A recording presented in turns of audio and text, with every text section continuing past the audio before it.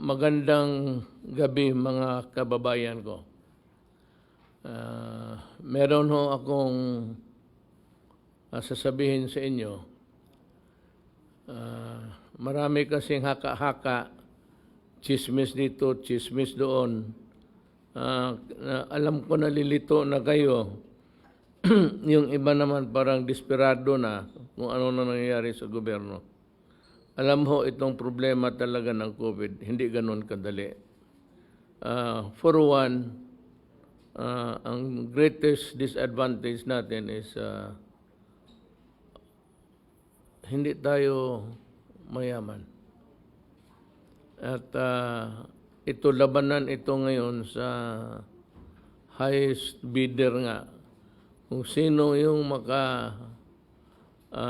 bayad ng una, magdeposito na, tapos lalo na kung yung bansa na yon humihingi ng supply ng vaccine is the country where the factory is located. Tawagin natin factory. Nandyan, nauuna talaga sa kanila. Pero wag ho kayong maniwala, just stick with General Galvez. Wag na kayong wag kayong lumipas sa kanya or ignore him and believe the others. As I have told you before, ganito yan. Meron tayong pangbayad. Ang Asian Development Bank, pati ang World Bank, magpahiram sa atin para ibayad natin sa vaccine na bilihin natin. Yung mga price, hagling lang yan. Eventually, yung mag-taper off yan into a uniformity sa prices. Hindi mo naman sabihin na sa isang lugar, sa Pilipinas, ipagbili mo ng 500, tapos yung ibang countries, because they are manufactured there, magbigay lang ng, ipabili lang ng $1 o $5. Hindi ganun eh. At saka yung pera na ibayad natin, hindi hawak ni Galvez. Hindi hawak ng mga tao na inutusan niyang gumawa ng formula na yan kung paano tayo makakuha. Ang may hawak ng pera ho, ang bangko. Ang sabi nila na bilyon, yung bilyon na yan, nandyan sa World Bank, pati sa Asian Development Bank. Pag mayroon na tayo, dadaan na kay Dominguez, Secretary Dominguez sa Finance, i-review nila yan before submitting it to the Land Bank, ADB Bank, pati sa World Bank. Dadaan muna sa kanya yan at baka i-submit niya, he might opt to have it pass in a full vote sa cabinet meeting, magbutuhan. Ngayon, basahin ko sa news roundup rather on international affairs. Basahin ko muna dahan-dahan lang. Europe, EU regulators recommend authorization of AstraZeneca vaccine.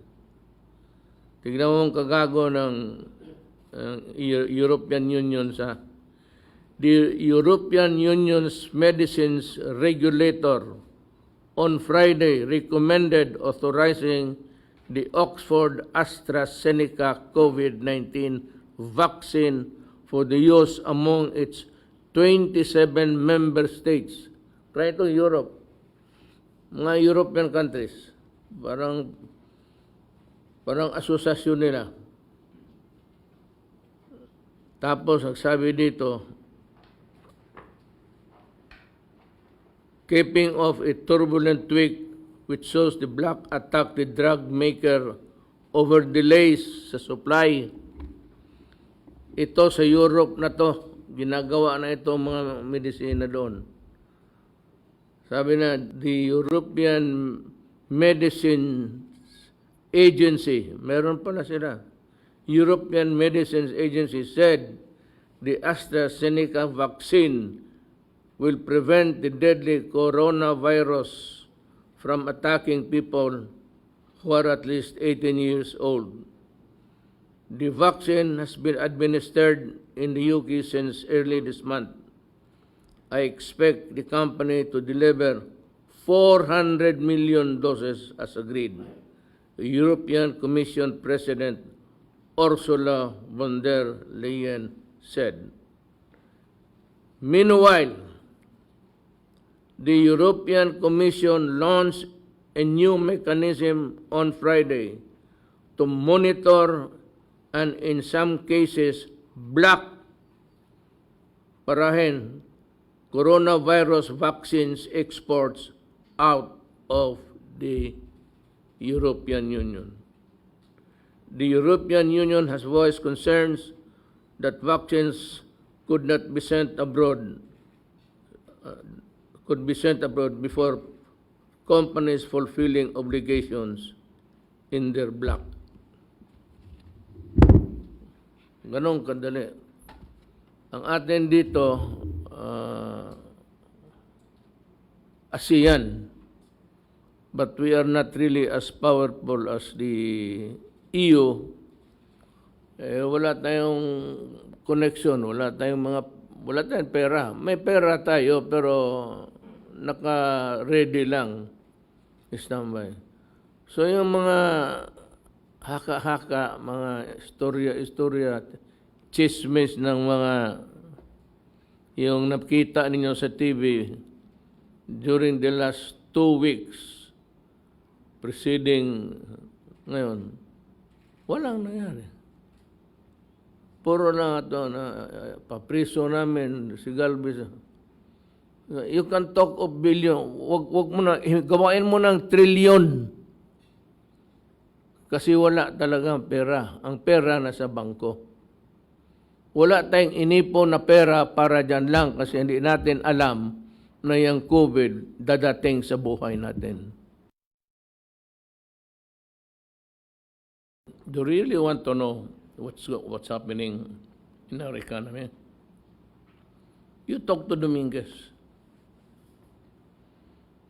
Alam mo, lahat ng bayan ngayon ng buong mundo, bagsak. Talagang bagsak. Tayo, maganda na sana, nung hindi dumating yung COVID, we were doing fine. Hindi naman yung very good. We were doing good. Tapos dumating yung COVID. Walang kita, walang ano. Ngayon, mababa na ang value, GDP natin, sabi nga, it's about 9. According to the Secretary of Finance, araw-araw, ngayon, hanggang matapos tong COVID, araw-araw, we are losing 2 billion na pera para sana yun sa mga tao. The workers, the Filipino workers, would have earned that money kung ang ekonomiya natin gumagalaw. Kaya nga hindi. Yung may social distancing, we cannot also argue with the science people. If they really mean good, so what can we do about it? So yung mga transportation, sabi ko, hindi yung social distancing, nakaka-discourage. So ang transportation business wala. And you know, the world and the economy is run by oil and gas. Kung hindi natin patakbuhin yung mga cargo trucks, mga ano dyan, wala na. So we are sinking deeper and deeper. Pero hindi lang rin tayo. O hindi tayo. Lahat.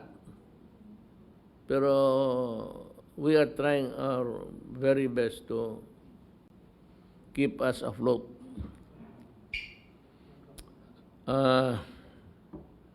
Ang ekonomiya natin, mga kababayan ko, is masama talaga. Biro mo naman, ilang taong walang trabaho. The economy of the Philippines is really in bad shape. But, as I have said, it is not only the Philippines who suffers. We in the world is suffering with everybody. Huwag naman masyado ninyong idiin yung bayan ninyo na talagang pobre na gano'n, gano'n. Nabubuhay pa naman tayo. Let us just hope for the best. The problem is yung bakuna. For all of the bruhaha. Mayroon kami dito, nakita, mayroon saan? Yung AstraZeneca, hinostage ng European Union. Sa Europe kasi, parang isa na lang sila. Ang pera nila ng euro dollars, ang pera ng France, pero lahat tanggap na lang. Wala na silang distinction. Kaya, ganoon ang ginagawa nila. Ewan ko kung ano, but sana itong one day, maybe, one day, not in other fields of magkakaroon rin tayong panahon to shine. Hindi na ako yan. But kung dalhin lang ng buti, hindi naman gaganti. But our time will shine someday. Yung ating ASEAN, it is not that powerful to have a cloud sa mga ganitong ginagawa ngayon. Wala nga eh. Walang supply. Baski yung mga tao sabi na, meron kaming mabili. Sige, sabi ko, bumili kayo. Tapos idaan lang ninyo dyan sa FDA. Ngayon, kung approve na yan, for sale, bumili kayo. Tingnan ninyo kung may stock. Magkano ang bilhin ninyo? 10,000 doses. Hindi nga, isang barangay lang yan. So, we cannot do anything. We cannot call upon the heavens to fall on its knees to demand and be ours what is not to be simply ours. So, just keep your faith in government. Total, si Galvez, yun naman ang trabaho niya. Ako ang trabaho ko, may trabaho. May trabaho kami kaya na. Dominguez takes care of the economy. Si Secretary Duque naman, palagi nilang inaaway, pero tama naman. Pero ganon siguro yung public office secretary. Do not be maano ka sa you get discouraged from the brick brats thrown against you. Now, sandali dito ha. Let us go to another.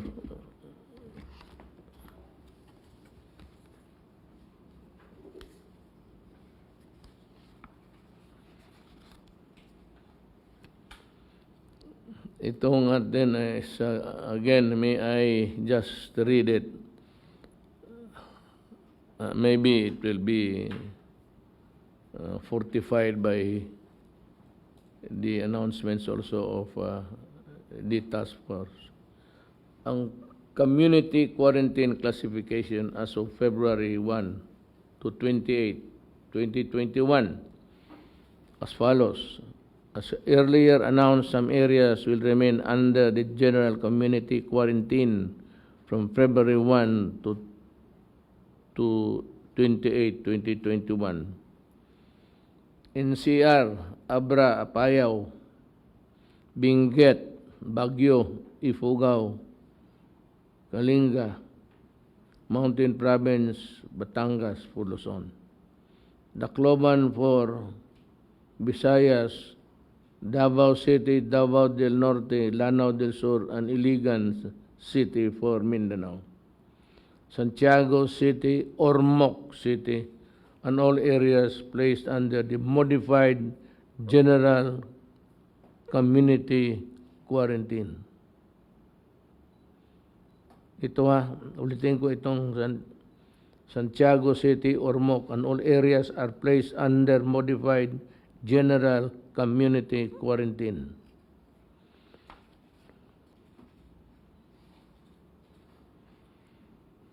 That's the list of mga empleyado sa gobyerno na suspendido January 23, 2017.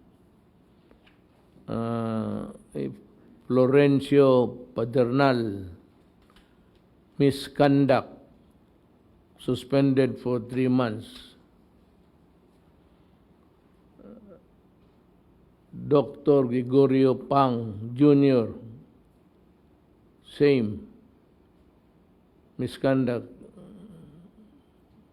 3 months. Genever Jr., same, suspension. Meron dito, I'd like to remind the CHED to write me a letter. Kasi dito si Doktora Maria Teresa Samonte, Chief Administrative Officer, CHED Regional Office 12. Ang kasalanan niya, serious dishonesty, grave misconduct, falsification of public documents, and conduct prejudicial to the best interest of the service. Now, next is that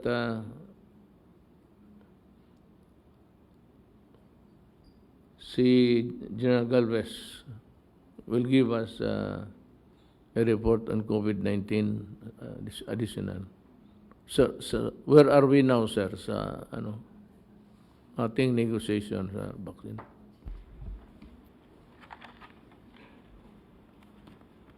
Sir, on our negotiations, sir, out of 7 companies, we have already signed a term sheet of 5, and we have already locked the supply of 106 to 108 doses, including po yung sa single dose.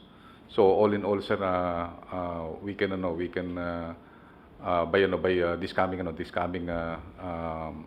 February 2nd week, we are trying to come up with the supply agreements with the vaccine manufacturers, and we will also include the 2 remaining contracts that we are negotiating, sir.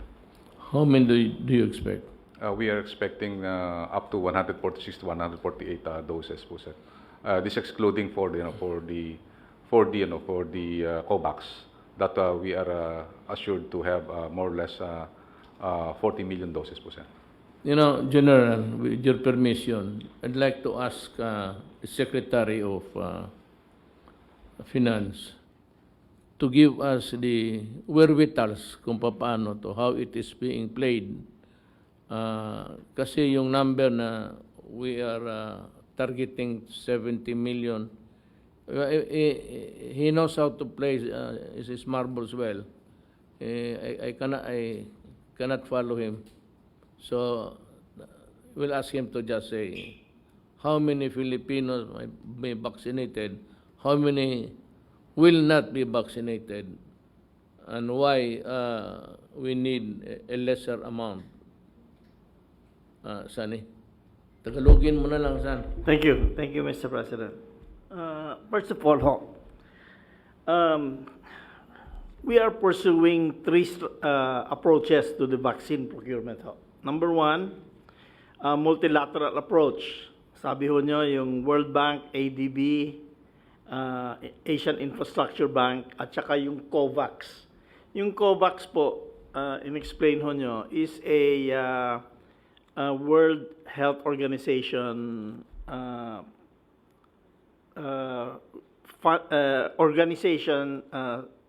activity na nagpo-provide ho ng vaccines to poorer countries.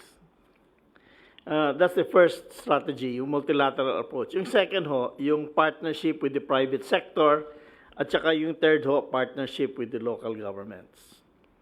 These approaches are independent, but they are coordinated. Para ho, we will have enough doses to vaccinate 100% of the adult population.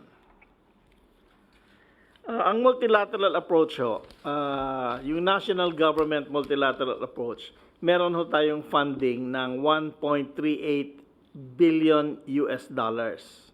Galing ho yan sa World Bank, Asian Development Bank, Asian Infrastructure Investment Bank. And plus, we have funds for vaccine through the agreements with suppliers or with COVAX. This will fund a total of 106 million doses of vaccines. Ang value ho niyan, 1.2 billion US dollars. And plus, we have 40 million doses of vaccines under COVAX. Ang costos of COVAX is only, ang contribution na natin sa COVAX for 40 million is only $84 million. Itong 146 or 148 million doses will vaccinate 76 million adults, more than 100% of the adult population. Ngayon, yung mga age 1 to 18 years old na hindi pwede i-vaccinate is around 40 million.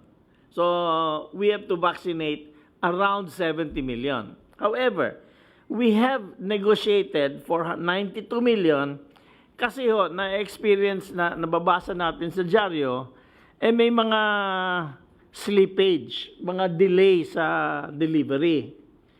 There's delays in Europe, there's delay in the US. So, to be safe, we are negotiating more than what we need of 70 million. So, we really expect delays. Pero delay is not our fault. Because we have the money and we're ready. Ang delay ho sa manufacturing.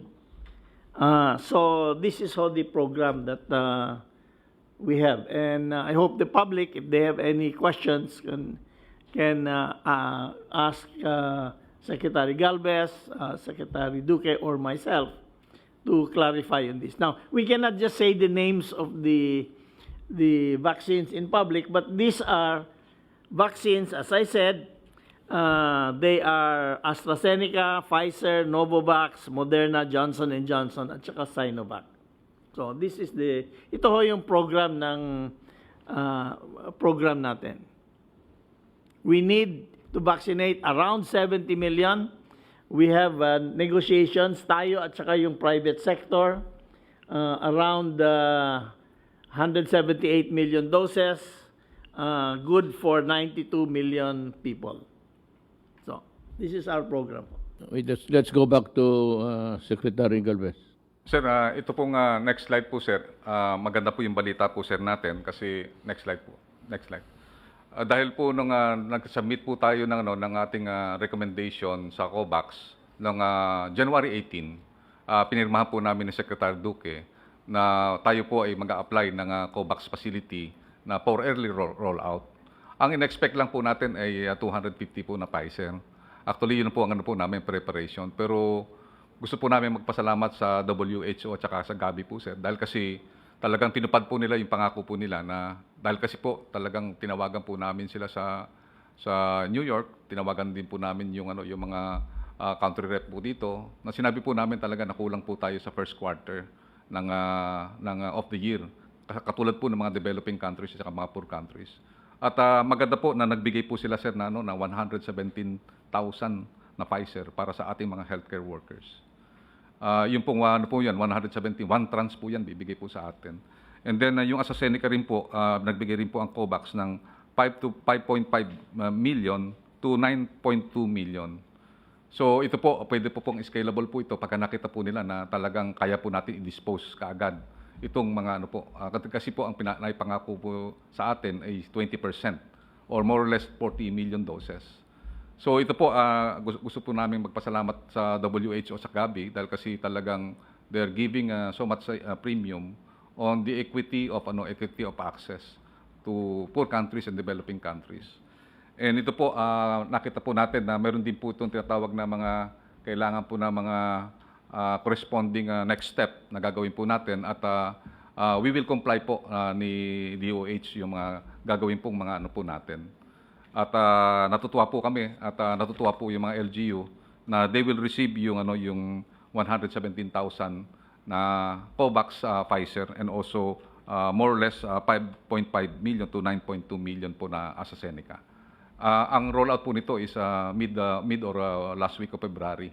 Kaya po mayroon po tayong at least mga more or less naasahan na 3 million doses this coming February po, sir. Next slide. And then ito po na-discuss na po na we have already signed the 5 term sheet and then also lock in more or less 106 to 108 million. And then we are preparing also for definitive supply agreement and then also the finalization of contracts by mid of February. Next slide, sir. Sir, ito po, sir, ang pinopropose po namin na rollout dahil po talaga nagano po si Secretary Dominguez na talaga napakalaki po yung yung naging epekto po ng COVID-19. So ang po namin, we are to be flexible also kasi sa Indonesia po ang ginawa po ng ng Indonesia to protect also their economy. Priority po nila yung mga essential workers. So yung po ang titingnan po natin na dito po dun sa ating mini rollout with COVAX, we are recommending po, sir, na we have to protect and preserve yung healthcare service muna, sir. Kasi po yung ating mga healthcare workers, ito po ang pinaka-vulnerable. At saka po ito po ang pagka hindi po natin sila protektahan, sila bang magbabaccinate. Magkukulaps po yung healthcare system po natin. Yun po ang nire-recommend po ng WHO na unahin po natin yung ating mga hospitals and yung mga healthcare workers na gagamitin natin sa vaccination. This also includes, sir, yung tinatawag natin yung mga protection of vulnerable sectors and government frontliners, katulad na po, sir, yung vaccinators at saka yung uniform personnel. Dahil kasi yung uniform personnel po gagamitin po natin yan sa massive vaccination. They should be also included in the in the first batch during the first quarter. And we are recommending sa second quarter, sir, dapat maibigay na natin din kasama rin po sa ating recommendation the protection of priority sectors and institutions. This includes, sir, yung economic frontliners. Yun po ang nire-recommend din po ng mga Metro Manila mayors kasi yun po talaga rin nakita natin, yung sinasabi nyo nga po, yung mga driver sa mga food and industries, sa mga services, yung social services, at the same time yung mga life support services, kailangan maproteksyonan din po natin to. Ito mga mahihirap din po ito eh. Yun po ang inano po ng recommendations ng ating mga communities and mga LGUs.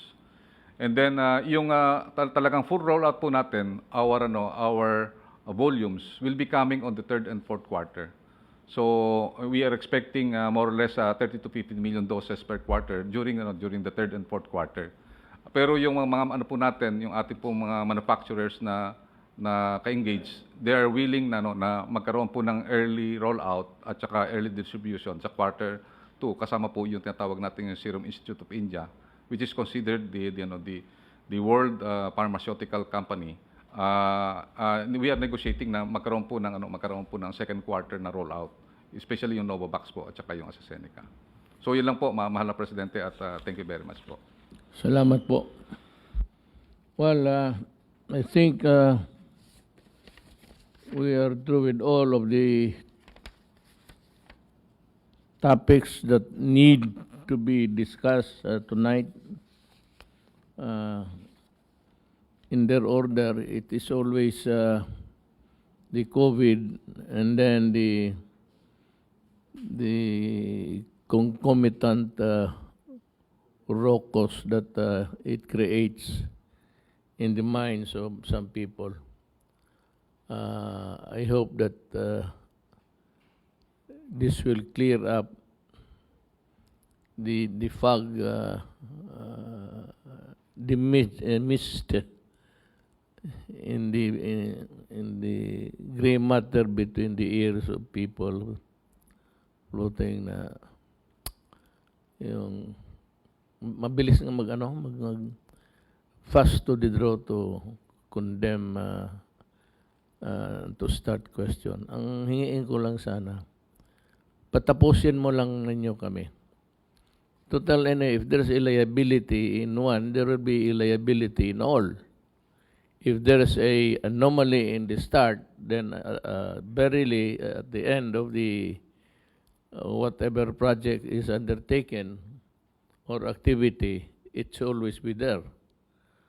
So kindly refrain from just smelling here and there just to find a worthwhile topic which to the people is very important, lalo na kung corruption. Baga sabi corruption, sabi naman, kasi ang tao, it's bombarded by issues about corruption. It's not only with dito sa atin, sa inyo rin. Wala mang exempted dito sa ano. So nobody's proud of sabihin mo you are an islander, an independent one. You cannot be, because we are all part of government. Akin lang is next time is they should ask first, or at least rindahan ninyo yung the urge, to urge, so parang bitawan na kagad yung kabayo na para lang to gain publicity or to appear in public to be pristine. Kaya nga, sabi ko, all of you there have been painting Duque black because you want to appear white there. Yan ang, if you want to appear white, then paint your opponent black. And then you are always white. Ganon yan. So mukhang wala naman siguro tayong additional topic unless there is one. Kung meron, we can extend. Kung wala na, may I just ask the people to, I said, the next time, do not be so gullible and basta maniwala na lang kayo, talk about corruption left and right. When it starts with a big bang and it ends with a whimper. Wala nga, sabi ko sa wala napakulong yung mga yan. Yung napakulong lang on the basis of their investigation. Wala yan. On the basis of their evidence gathered by them, karamihan nagbagsakan rin. So, if at all, mas mabuti pa yung ipinahal ng pulis. There's a semblance of success there. So, wala namang iba kami kung ipaabot sa inyo. I said, you have a choice. Maniwala kayo sa kanila o maniwala kayo sa amin. Kung maniwala kayo sa kanila, go ahead. Sige, walang nagpipigil sa inyo.